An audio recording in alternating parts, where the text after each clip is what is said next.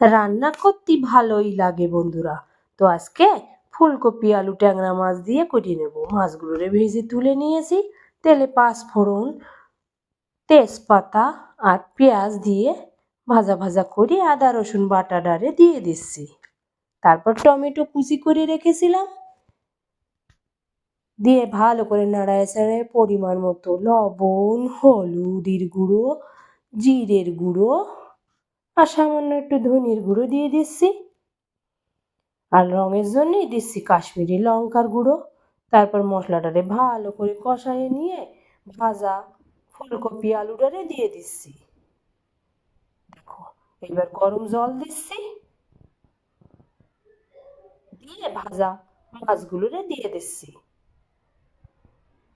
শীতকালে এরম করে ফুলকপি আলু ট্যাংরা মাছের ঝোল ভালোই লাগে খেতে। তারপর ঢাকা দিয়ে দিচ্ছি। দেখো, ঝোল ফুটিয়ে উঠেছে আমার।